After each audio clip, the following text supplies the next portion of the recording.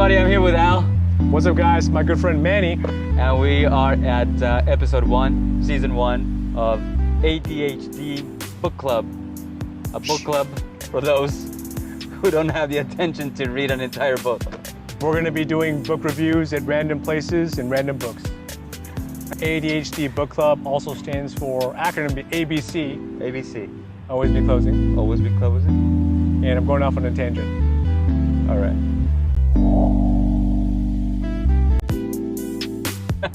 Have you heard of Goggins? No, I haven't. No idea. Is that what he looks like? So he's actually... is that him?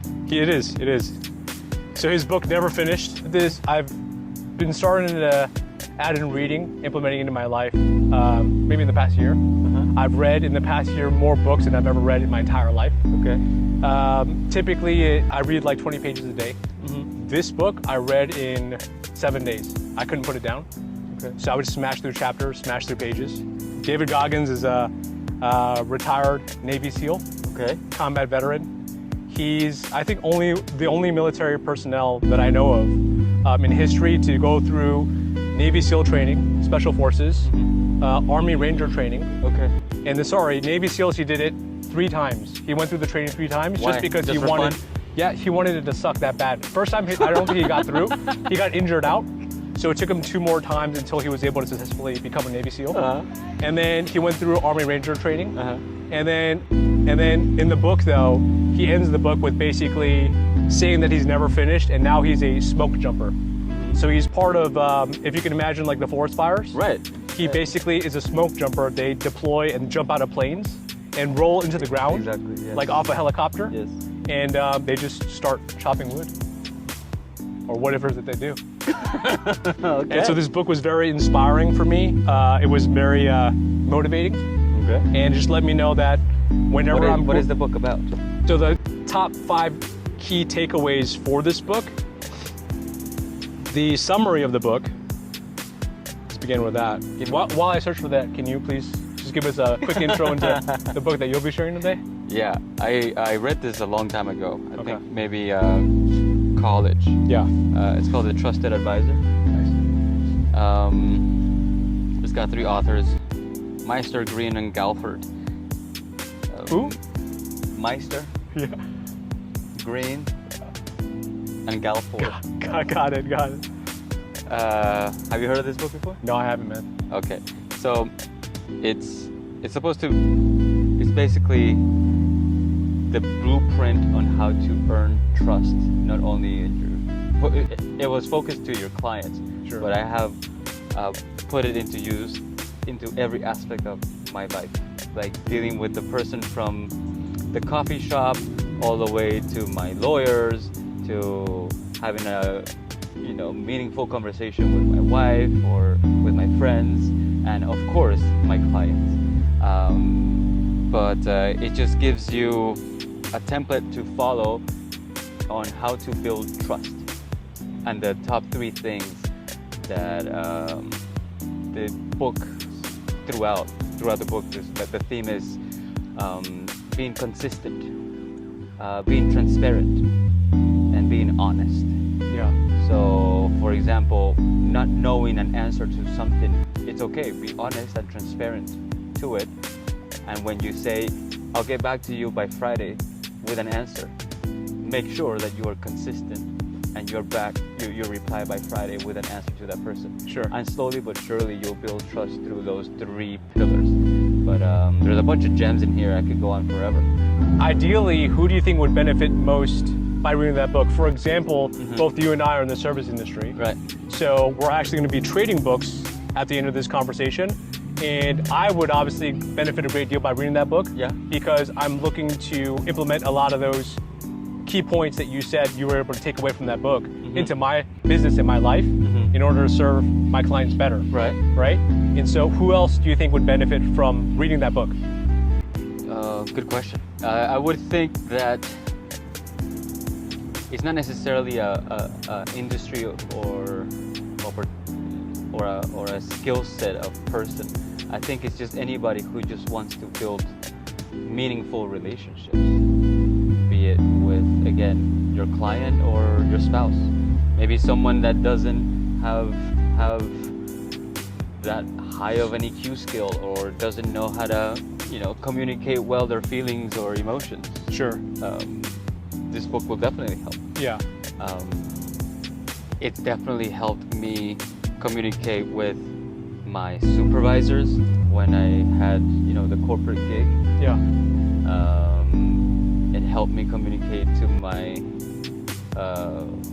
peers as well as the people that I managed. Yeah.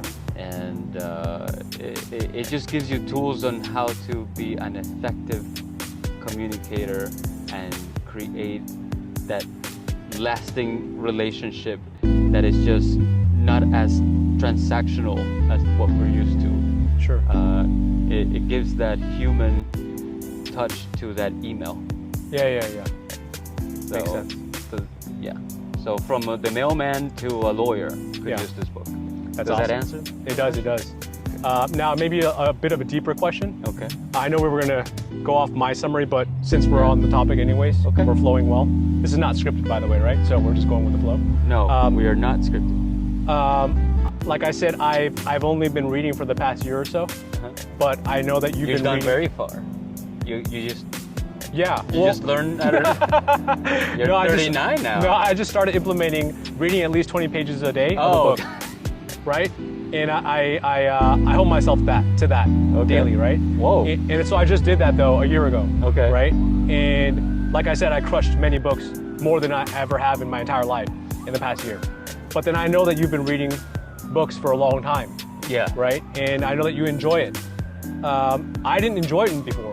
Oh, no? And I know a lot of people don't enjoy it because we're so distracted these days by social media or the phone or the Right. computer. Like, why would you want to sit down in quiet, in peace, and read?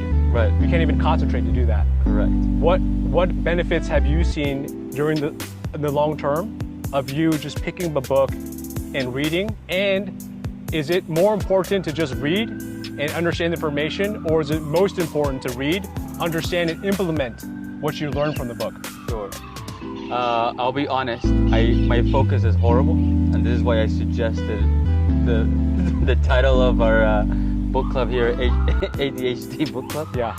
So when I read, I had to read and reread it and reread it, and sometimes I don't understand it, what is in the text. Sure. But I understand the theme and the thesis and what it's supposed to be about. Yeah. So to me, I would answer your question as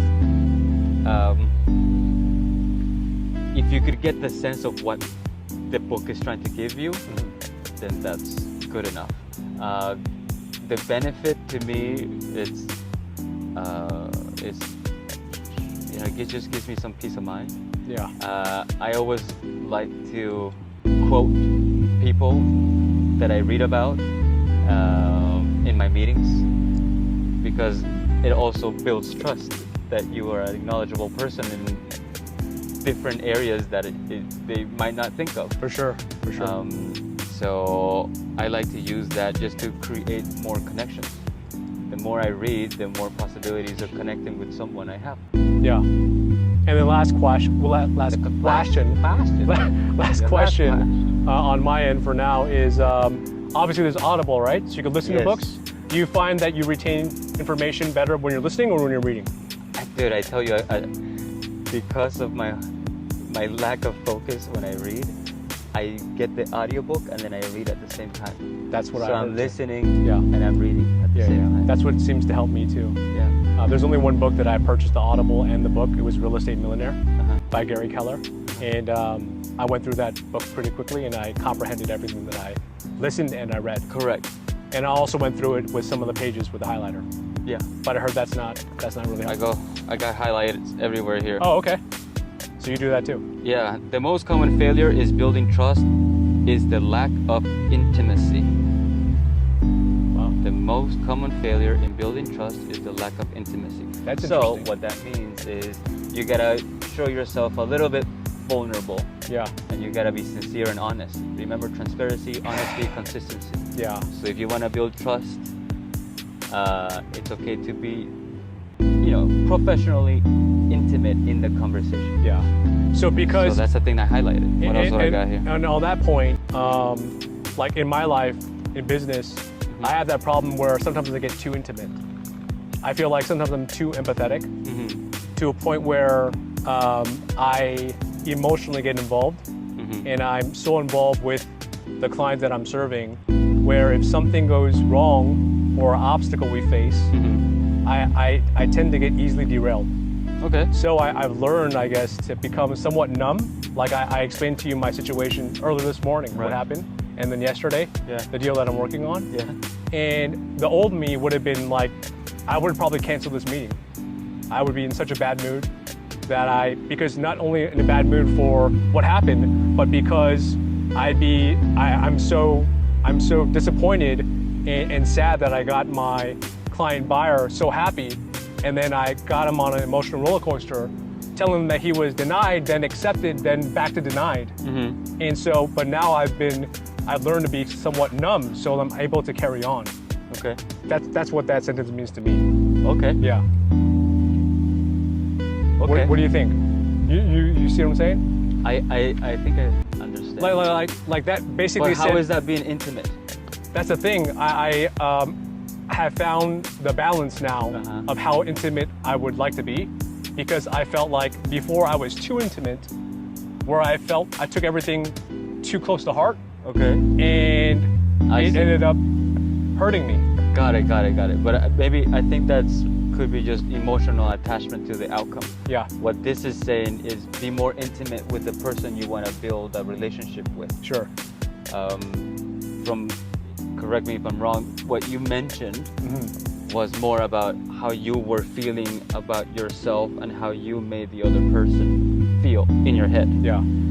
But it's not about how that relationship could be more intimate. Sure. So what that little sentence says to me, in your situation would have been, you go to your buyer. Sure. And then you take him out for a drink because you say, you know what, sorry for that roller coaster we just went through. It was tough, man. Yeah. Let's go get some chai tea or something. Yeah. Nice. So you're building that intimacy. Yeah. With that other person. Sure. And through that is how you're building trust. I agree with that 100%. I guess when I answered previously, it was on both levels. Okay. It was answering partly that question because I do. Part of the reason why I've become somewhat numb is because I am a very empathetic person, and I also create a very intimate relationship with my clients. Got it. And I've learned maybe not to always get too intimate or too attached to not only the outcome but to my client, because sometimes that'll end up hurting the relationship. I see. Yeah, that's what I guess meant. Okay. But I like that highlight, and it does resonate with me. Let me get in really quickly, unless you had anything else that you wanted to share. No, go ahead. I want to hear about your book, man. I'm just yapping about mine. So this book, Never Finished by David Goggins, he's a retired Navy SEAL, as I was saying, completed additional armed forces training and has completed numerous ultra-distance races. Okay. He's an ultra-marathon runner. Okay. David now works as an ER EMT and is a wildfire firefighter during summers. Got it. He's accomplished a lot. However, his path was anything but smooth, and he's faced countless challenges along the way, beginning back in childhood. He was abused as a kid. He grew up with his mom. His dad was an abusive drunk. His dad owned a family business. It was a roller skating rink. I forget, in Indiana, and he just talks about his childhood being like just bombarded with his dad, like beating him with his belt, pelting him, and then he grew up. Why would anybody want to read this book? Because it talks about someone at a very, very low point in their life, and how through struggling and facing fear and facing pain over and over again at the highest form, was able to achieve victory in their own eyes. Okay. After a long period of time. How has that book helped you? It's helped me because when I have hard times and failures or setbacks or obstacles that I go through my day-to-day, I'm reminded that I'm not alone. I'm reminded that people go through the same bullshit that I do. Okay. Like, for example, if a tragedy happens in the family, knock on wood, someone passes away tragically, which has happened more than enough times in my life. Okay. I'm always wondering why me? Okay. And so these kind of books inspire me in the sense that I'm not alone. People also face these type of adversities and tragedies. It's really up. You should more focus on your inner being and your mindset, and less worry about the things that you cannot control in the world or the outside. Yeah. And so it helps me refocus and to look within and to just have an even stronger mindset. Okay. Yeah. So all of what you just said, it's embodied in this book? It is. It talks about his journey, yeah. Okay. Yeah. I guess specifically, some of the key takeaways is it discusses the challenges he faced and how he embraced them. So Goggins' story demonstrates the power of embracing challenges and pushing past your limits to achieve your goals. Okay. Develop mental toughness. But why this book versus any other book? Well, I think I chose this book just because the fact that I couldn't put it down. Okay. It was the first book that I had to plow through. Like I said, I read it within like 6 or 7 days. And I Do you feel that it resonated because he was in the armed forces as well? For sure. Or something For sure. different? Got it. For sure. Yeah. It spoke to me. Okay. And his lingo and his verbiage, it just spoke to me, yeah. Okay. Yeah, so it did. Develop mental toughness, challenge limiting beliefs, take ownership of your life, and then persevere through adversity. Those would be, I think, the 5 key takeaways that I got from this book. I'd recommend it to anyone. I'd recommend it to you. Right. It's an amazing story. It's narrated first person, and so it's easy to digest and understand and comprehend. What I'm trying to figure out is, because now, as basically as you as well, like our time is fucking limited. Yeah. Excuse my French. Yeah. So I want to know, why would I get this book versus just chatting with you about it? Like what is left in this book? Yeah. Why would you buy this book rather than just chatting with me about it? Right. I'd love to have a conversation about the book with you. Okay. So I'm not necessarily telling you to buy the book. Oh. No. Yeah, I just wanted to share the story. Yeah. No. I just want to share this gentleman's story. Right. And if you decided to purchase the book, I mean, by all means. Or if you want to borrow the book, then call Manny because he's borrowing it after this. Right. But where I was going with the story is, I want to understand what's in here that you cannot communicate to me verbally, because I'd rather just chat with you about it than spending 7 days reading this. Okay, so then I think that might go back to like when I asked you earlier farted, about. huh? No, I didn't fart. No, really? You smell fart? Maybe a whiff of like a truck or something. So why read it? Why not just talk to me? Right. Well, like you said, obviously the experience. Yes. I get the experience. Yes. Well, I mean, it's just being in a reading is like, obviously we're sitting here today because both of us, you and I, enjoy reading. Right. Right. It puts you in a place where your mind is quiet and you're only focused on what the lines you're reading. Yeah.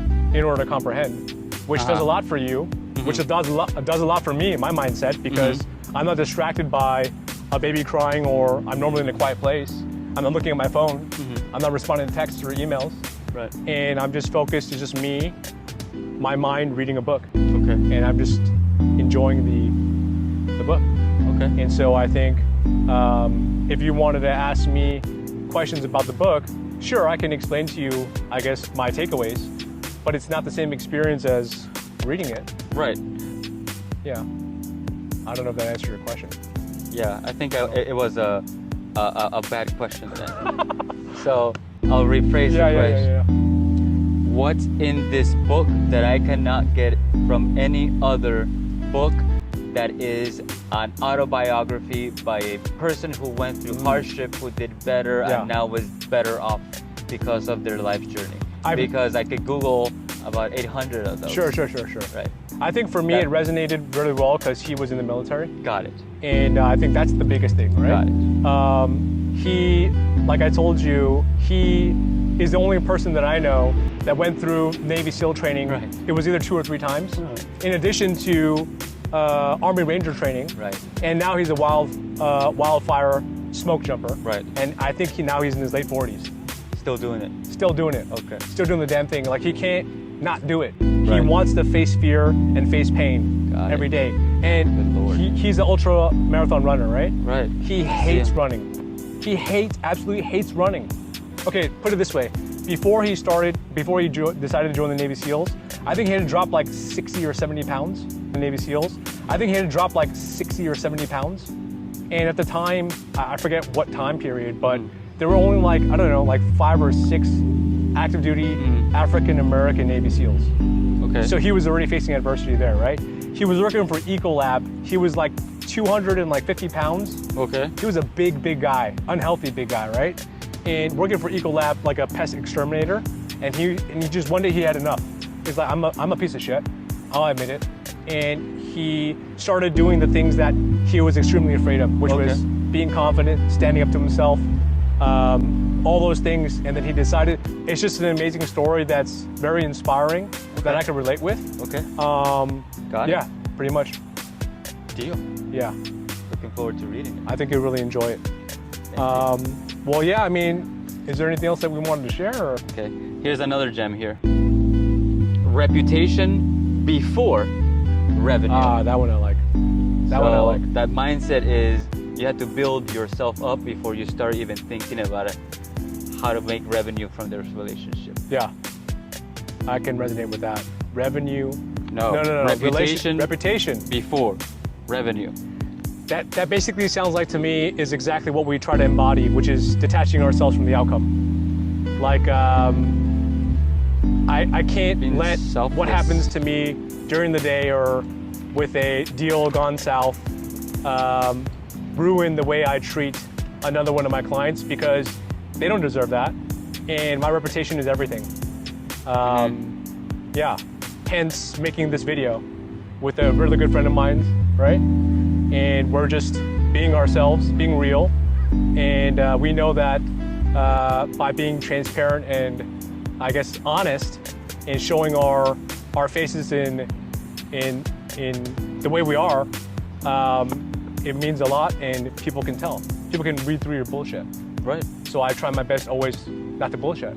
And so I guess sometimes I might be too blunt, but I've seen that help me more than not. Right. Here's another gem.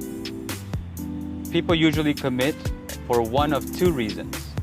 Either they are feeling pain or energy around a topic, or they have been captivated by something new, different, and totally appealing. Sorry, I lost you, man. That's too long, bro. I was waiting for like 3 words or like a short sentence. You fucking read me a paragraph. All right, I get you another one.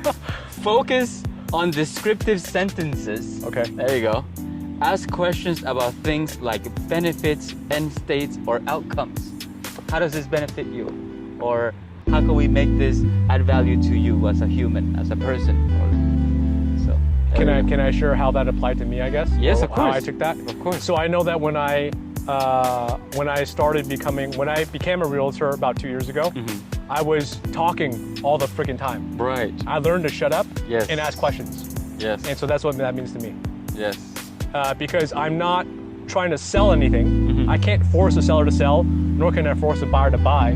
What I can do is do what they want. Right.